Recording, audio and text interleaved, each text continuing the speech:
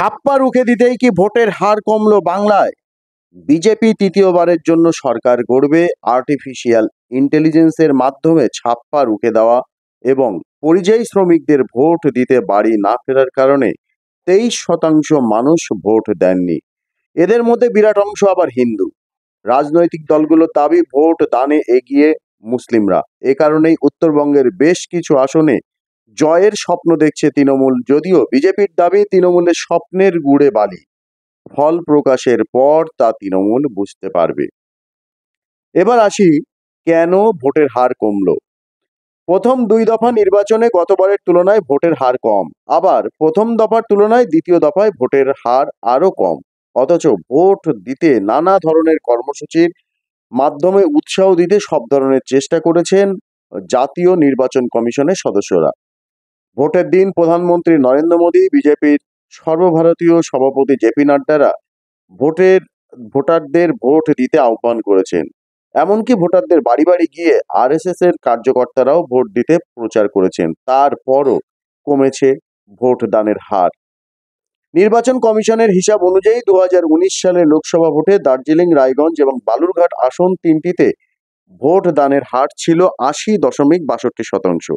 এবার দ্বিতীয় দফায় দার্জিলিং, রায়গঞ্জ এবং বালুরঘাট মিলিয়ে ভোট পড়েছে 76.58%।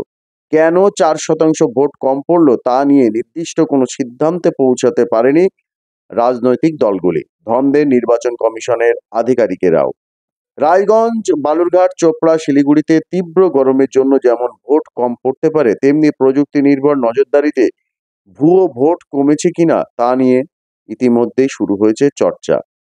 নির্বাচন কমিশনের সূত্রে খবর, বালুরঘাট, দার্জিলিং এবং রায়গঞ্জে ভোটদানের হার যথাক্রমে 79.09, 74.76 এবং 76.18%। অথচ 2019 সালে এই বালুরঘাটে ভোট পড়েছিল 83.60%, দার্জিলিংয়ে ভোট পড়েছিল 78.73% এবং রায়গঞ্জে ভোট পড়েছিল 79.54%। প্রশাসনিক বিশ্লেষকদের একাংশ মনে করিয়ে দিচ্ছেন, ভোটে কারচুপি রুখতে 100% বুথে কৃত্রিম বুদ্ধিমত্তা অর্থাৎ আর্টিফিশিয়াল ইন্টেলিজেন্স বা এআই যুক্ত ওয়েবকাস্ট পদ্ধতি চালু করেছে জাতীয় নির্বাচন কমিশন। প্রতি বুথে শুরু থেকে শেষ পর্যন্ত ভোট প্রক্রিয়া সরাসরি কমিশনের কন্ট্রোল রুমে সম্প্রচারিত হয়। এআই থাকার কারণে বিশেষ কোনো ঘটনার ইঙ্গিত মিললে তৎক্ষণাৎ সংকেত যায় কমিশনে। তাই পরিস্থিতির সামান্যতম হেরফেরে সংকেত এসেছে, ঘটনাস্থলে যেতে হয়েছে কুইক রেসপন্স টিম কে। ভোট চলাকালীন এক প্রিজাইডিং অফিসারকে কমিশন ওই প্রযুক্তির সূত্রেই সরিয়েছেন এবং কারণ দর্শানোর নোটিশ ধরানো হয়েছে তাকে। এর উপরে রয়েছে মাইক্রো অবজারভার, সাধারণ পর্যবেক্ষক, পুলিশ পর্যবেক্ষক ও খরচ সংক্রান্ত পর্যবেক্ষকদের নজর। তাই ভুয়ো ভোট এড়ানো অসম্ভব নয়। কাজ তারপরও আছে তীব্র দহন। গৌরবঙ্গে প্রবল গরম চলছে। শুক্রবার কোনো কোনো এলাকায় তাপ প্রবাহ চলে। দার্জিলিং লোকসভা কেন্দ্রের অন্তর্গত পাহাড়ি এলাকা বাদ দিলে সমতলে তাপের দাপট ছিল, তাই অনেকেই ভোট দিতে বেরোতে উৎসাহ পাননি বলেও মনে করছেন। তবে কেউ কেউ মনে করাচ্ছেন, প্রতি বছর গ্রীষ্মে লোকসভা, বিধানসভা ভোট হয়, গরম উপেক্ষা করে ভোটের লম্বা লাইনে সচিত্র প্রমাণও আছে। ভোটদানের হারেও তা প্রতিফলিত হয়। তবে কেন আমজনতা ভোটদান থেকে মুখ ফেরাচ্ছেন? ভোটের দিন রাজনৈতিক দলগুলোর বুথ ক্যাম্পে বসা কর্মীদের কাছে এই নিয়ে প্রশ্ন করেছিলাম। সেখানে অনেকেই বলছেন, পরিযায়ী শ্রমিকদের বিরাট অংশ ভোট দিতে বাড়ি আসেননি। আবার বিজেপি বিরোধী অনেকেই ভোট দিতে আসেননি তাদের রাজনৈতিক দলগুলোর দুর্বলতা ও দলের জোট নীতির কারণে।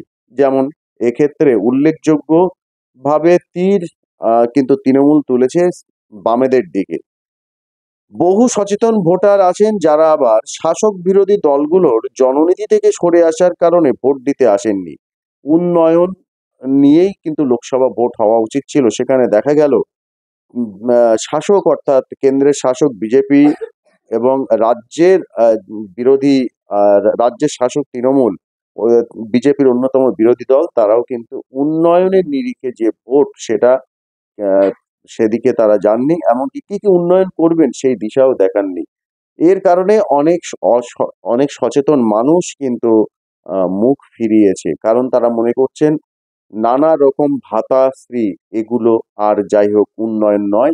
তৃণমূল এর মাধ্যমে ভোট কিনছেন ঘুর পথে।